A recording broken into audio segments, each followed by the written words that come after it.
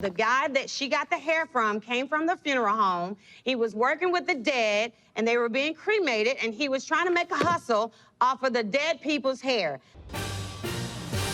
Plaintiffs Jervonne and Russell Thacker claim an evil esthetician sold them a haunted wig harvested from a human corpse. They're suing for $3,500.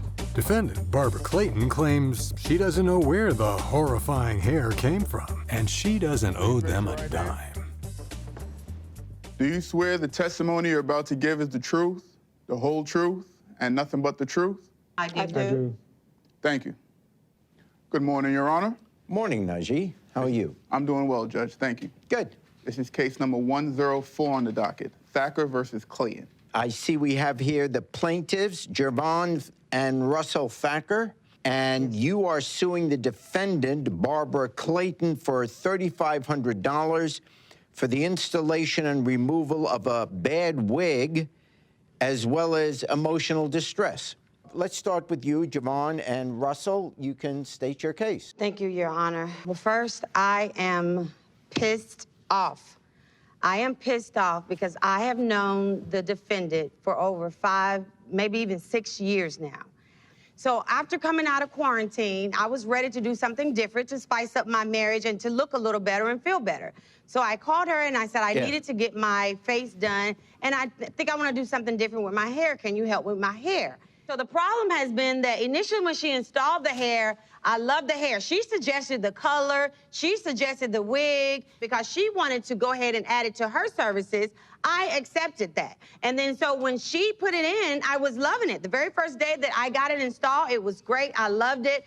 The next day or so after that, I started getting sick. It made me start acting crazy. And so when I could not get in touch with her, Your Honor, I did research. Yeah, this is new to me. This is new. You're educating me. This is good. To me, too. So you're basically saying your research showed, I'm going to let you talk about the research in a second, but you're saying that hair can make you crazy? Hair carries spirits, Your Honor. I don't know if you believe in spirits, but I believe in spirits. I did my research in Exhibit T. There's an article that I did a research on that stated if it happened to someone else, then it clearly can happen again.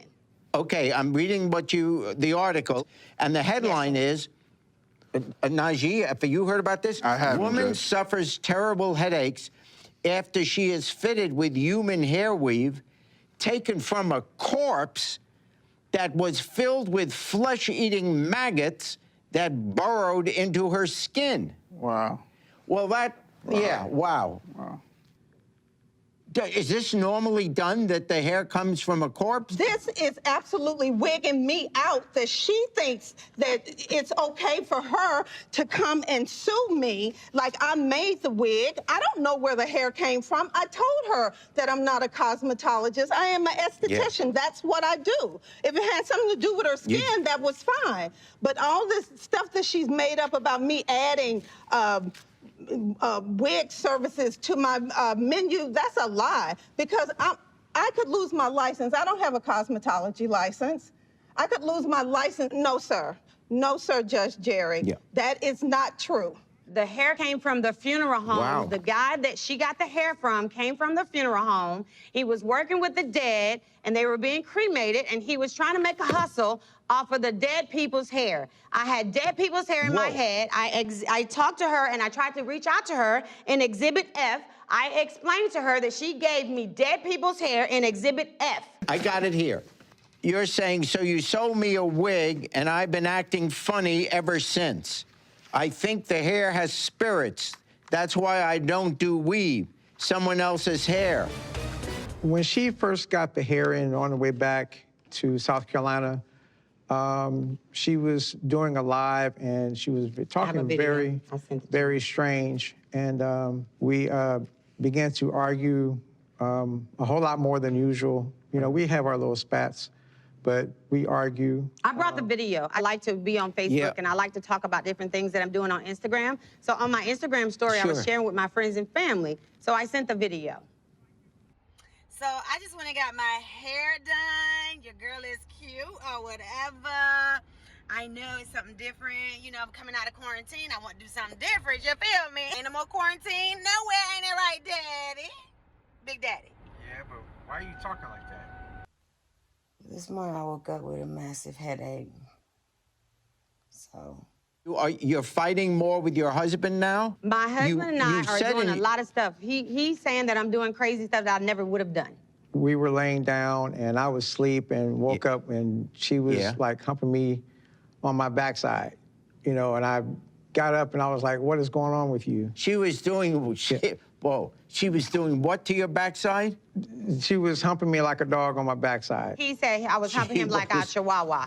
And you're saying the hair caused you to do it? She admittedly got it from an overseas dealer who works at a funeral home and cut the corpse's hair off of dead people. So let me ask you, Barbara, where did the hair come from? And was it from cut off of some corpse? And did you notice any maggots? The hair had no maggots. The hair came from a very good friend of mine who is a celebrity hairstylist. Actually got the wig from him. He made it for her. I did suggest the color. He made the wig. I got the wig from him. She paid me the money. I gave him the money. I didn't make any profit off of it. I thought I was just doing something solely for a friend. Let me ask you this. Have you had a client before who has made this kind of a complaint? No, sir. No. You're saying no. She is not. No, sir, she is not. No. Was the wig real or synthetic? Let me ask you, Barbara. To my understanding, it was supposed to have been real hair. It's what I was told, but do I know for sure that it was? No, sir, I do not. Does he cut hair off dead people? Yes. She got the hair from the guy overseas, and she knowingly knows that he works in a corpse. Thank God I didn't have the bugs, but I had the everything else. Yeah, but even though she said that she wanted to do it and she wanted to help, if she was her professional after 20 years, then she would have not agreed to do it if this man told her he worked at a funeral home. His family owns a funeral home. He is not overseas.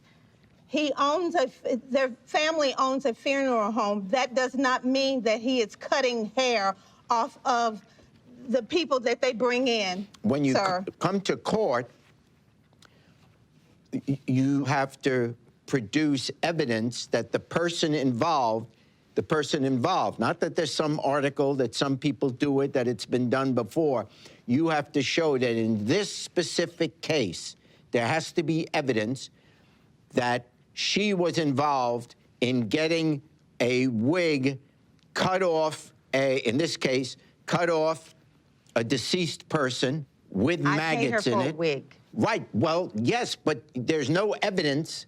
There's no evidence that she did anything wrong. I understand that the wig has spirits, and I understand all that. Just like the wig has spirits because it was cut off the dead people, God is going to see everything that has happened here. She knows what was wrong. She knows exactly what she did.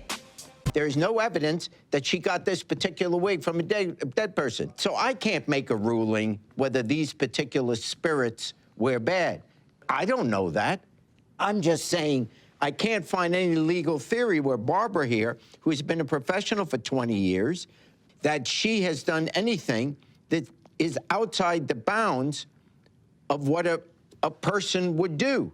A friend comes to you and says, you know people in the business, and makes a recommendation. It was a bad experience. I get it. But she did do the work you asked her to do. She did refer you. She got you the wig you initially liked. She helped you put it on. In other words, she did what you asked.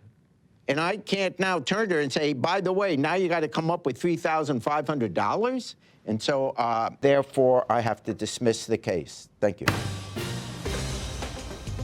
I do believe that there are spirits. I know that there are good and not so good spirits. Do I believe that spirits transfer through hair? I don't know. I learned is never, ever, ever to wear weave again because it carries spirits. And hopefully, her spirit will be judged.